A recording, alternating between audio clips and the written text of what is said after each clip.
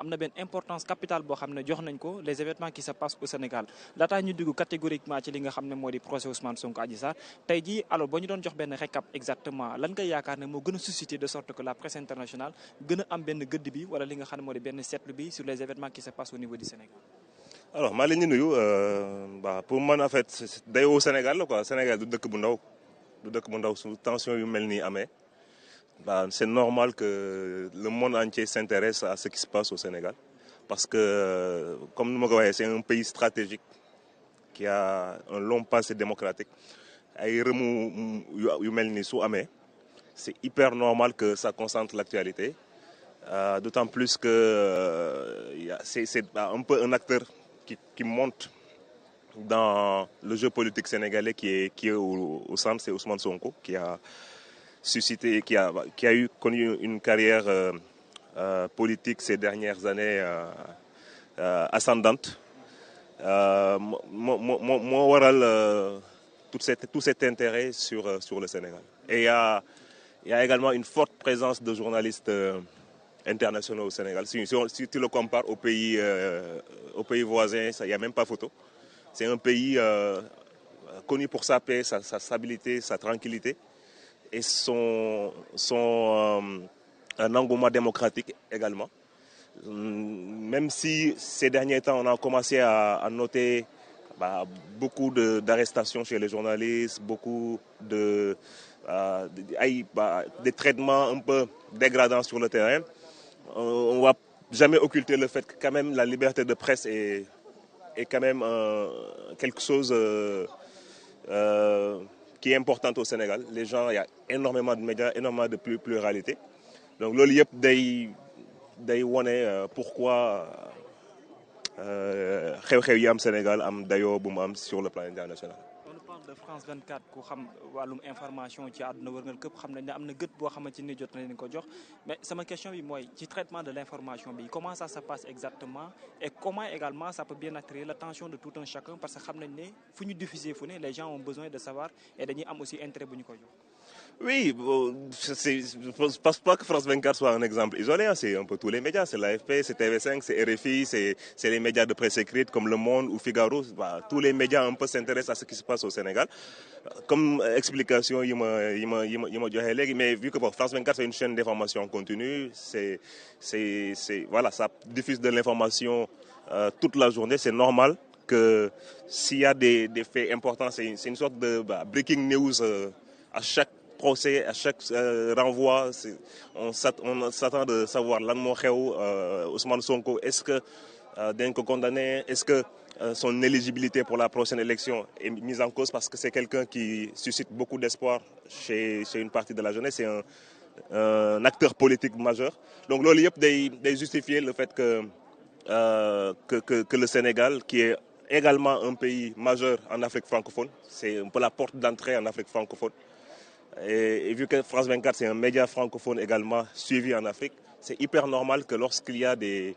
événements de cette manière qui se passent, que ça intéresse. Ça intéresse un peu, ça intéresse pas que les Sénégalais, ça intéresse vraiment tout le monde. C'est les Africains, ça intéresse tout le monde veut savoir ce qui se passe au Sénégal. D'habitude ça arrive en tant que journaliste bu ñu la yónnee mission gis parfois sa rédaction benn intérêt bi nga xam ne dinañ ko jox benn sujet bi muy am différence yeneen ak yeneen Elimane en tant que maanaam ku représente France 24 au Sénégal ñi nga xam ne ñoom ngay liggéeyal yow ci boo doon def benn évaluation ban quantité maanaam d'importance moom nga jàpp ne ñi ngay liggéeyal jox nañ ko maanaam importance su information yi am rawatina procès Ousmane Sonko. Je fais juste une précision. Importance bu ñu ko mënti jox en fait ñun qui sommes sur le terrain en tant que journalistes, c'est nous qui décidons. Ça a toujours été comme ça. Ça a toujours été le correspondant qui est sur place, qui évalue l'ampleur de la situation, qui discute avec sa rédaction pour wax leen lii ak lii moo xew. Et loolu bokk na sax en fait ma collaboration avec France 24 li ma si gën a neex, ils nous font confiance, nous qui sommes journalistes sur le terrain, c'est à nous d'évaluer ban dayoo la gëdd gi am su nekkee amul benn importance bi ñu wax leen ko et ñoom à chaque fois ils sont à l'écoute si loolu voilà. Même si il n'empêche que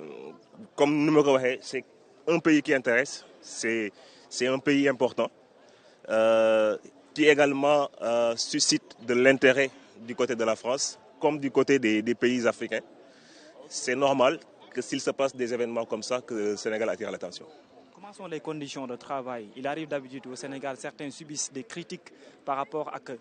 l'information, diviser la manière dont vous divisez les informations, mais ce qui vous concerne, comment ça se passe exactement? Et est-ce qu'il arrive parfois que vous subissez parfois une critique, ou de quelle manière vous travaillez? Est-ce que c'est difficile ou bien c'est facile? Est-ce qu'il y a des journalistes qui nous critiquent actuellement? Gis nga journaliste boo xam ne critiqué wuñ ko soo nekkee si digg bi ñu ne la da nga war a nekk à gauche wala da nga war a nekk à droite soo nekkee à droite ñu ne la da nga war a nekk à gauche en fait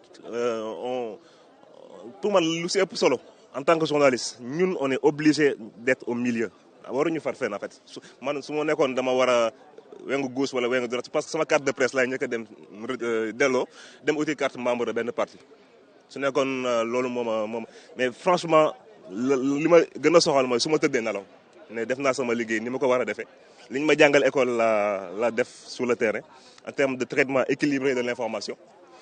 bañ a am benn rétention d'information lu xew de A à Z nga en fonction du temps qui t'est imparti parce que souvent nit ñi ne leen voilà dañuy tegande aussi ñun on a tout le temps pour raconter tout ce qui se passe alors qu'on nous donne juste 1 minute parfois sur un reportage tu ne peux pas tout dire tu dis juste l'essentiel donc mu ngi noonu. recoupement yi ngeen di dawal bi foofu laa bëggoon ñëw parce que on voit d'habitude ngeen yendu même fii yéen mais bu ñu gisee seen recoupement parfois c'est un peu maanaam exceptionnel par rapport ak nit yi di liggéey. on est obligé ñun on est obligé. Comment ça se passe exactement? si soo amee avocat wu Sonko da nga war a am avocat wu Adji Sarr c'est parce que c'est soo amee avocat wu Adji Sarr da nga war a am la dernière fois si procès Mame Mbaye Niang bi je pense que j'étais presque le seul journaliste qui suis resté là après que ñu joxe verdict bi parce que avocat wu Sonko yi dañoo ñibbi woon donc moi j'étais obligé d'appeler l'un des avocats ma toog naa fi 2 heures plus tard moom dafa ñibbi woon il était obligé de revenir pour au moins ma am beneen camp bi parce que tu ne peux pas traiter de ce sujet sérieux en donnant la parole qu'à une seule partie, en laissant l'autre partie. On reçoit beaucoup de critiques de ce genre, du pouvoir comme de l'opposition. Merci beaucoup Elimane. Mais bon, on est là.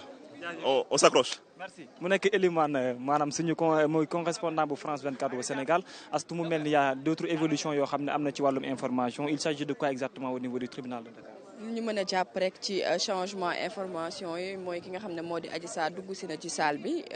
moom mi ngi ci biir salle bi chambre criminelle salle 4 mi ngi taxaw ak maître El Hadji Diouf avocat am di waxtaan ak moom di saafonte en attendant li nga xam ne moo di procès bi di démarrer mais pour le moment loolu la ñu mën a jàpp lu bees ci salle bi Adji Raby Sarr dugg si na ci biir salle bi mi ngi taxaw ak avocat am si digg salle bi di saafonte ak moom di xaarandi procès bi commencé mais gisaguñ tamit ki